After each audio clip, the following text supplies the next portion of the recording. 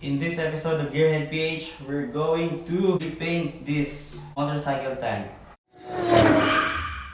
So ito yung mga kailangan natin para sa pag-repaint ng tangke. Kailangan natin ng primer, base coat, clear coat. Tapos kailangan din natin ng body filler or masilya para sa mga dents ng ating tangke. Tapos kailangan din natin to para panghalo ng body filler. Tapos sandpaper para sa preparation nitong tangke for painting. Alright, so first step na gagawin natin is wet sanding using 360 grit na sandpaper para matanggal yung mga kalawang sa tank.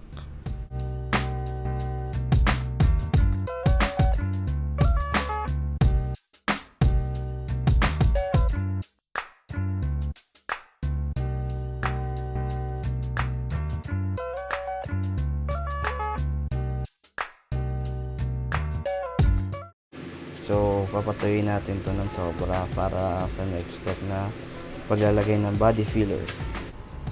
Okay, so kuha lang tayo ng konting body filler. Yan. Tapos, yung paglagay niya dito sa canvas natin, ipa-flat lang natin siya. And then, ilagay tayo ng hardener. Konting-konti lang siya para hindi tumigas agad yung body filler. Haluin na mabuti yung body filler hanggang sa maging kulay light pink siya. Tsaka pa lang natin yun pwedeng ilagay sa mga dents.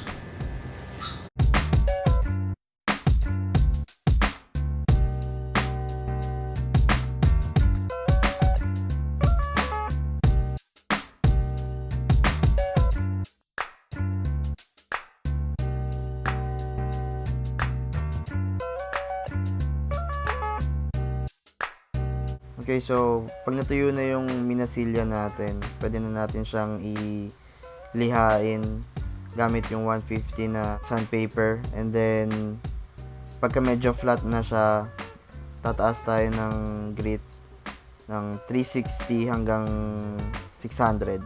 Okay, so next na gagawin natin after ng sanding ng body filler is wet sanding using 600 grit sandpaper.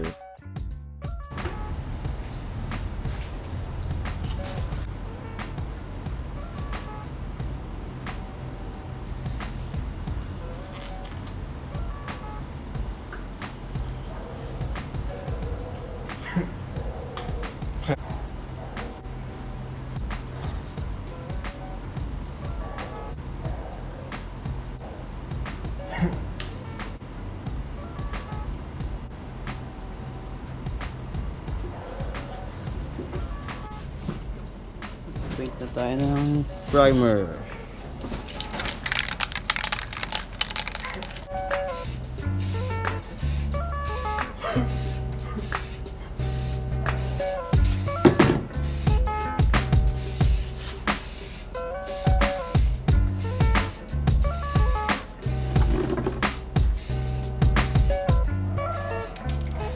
Layo ko konti.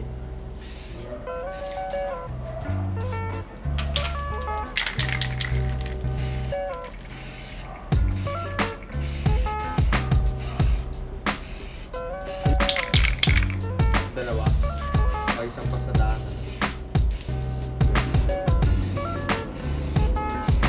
Pati ang primer. Hindi na yan, di ba?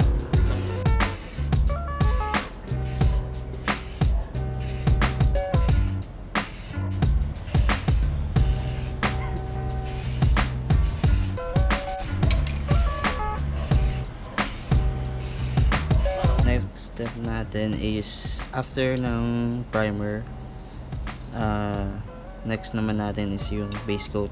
So ito, nalinis na natin to, super smooth na siya, kaya ready na siya for base coat. See, metallic red.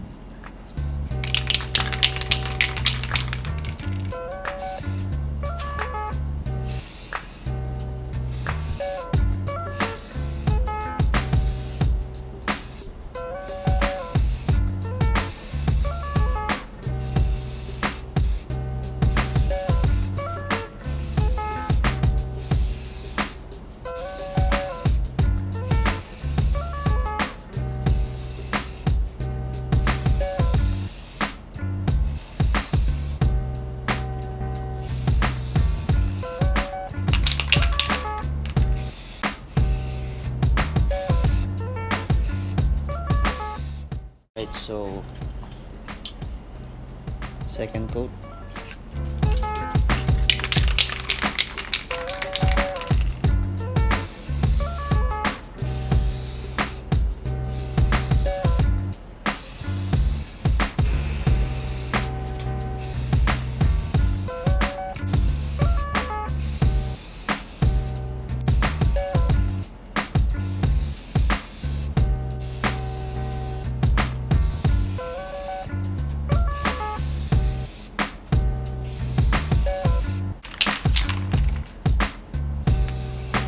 Hintay tayo ng 10 minutes para sa final coating ng base coat. Okay, so last coat ng base coat.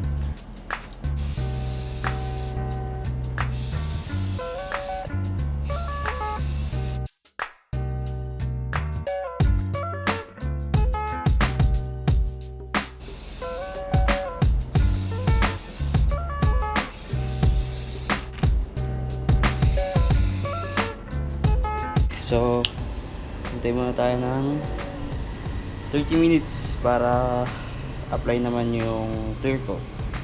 After 30 minutes na pinatuyo natin, ito na yung resulta niya. Grabe, ang ganda niya.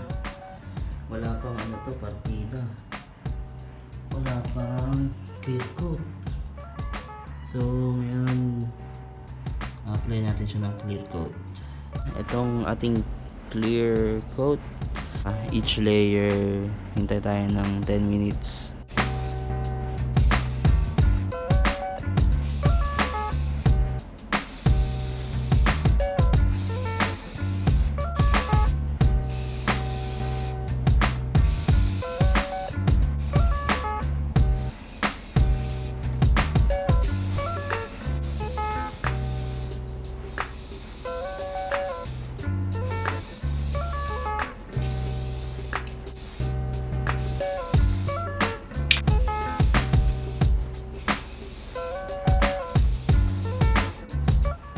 Hintayin na natin itong matuyo.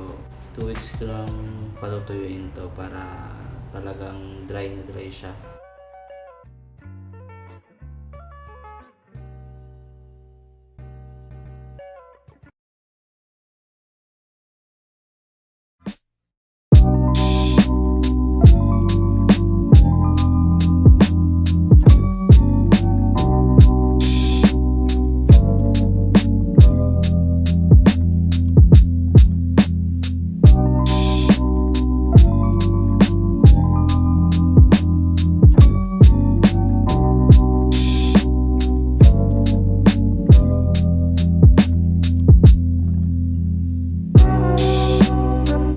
So, kung nagustuhan nyo yung video na to, give it a thumbs up.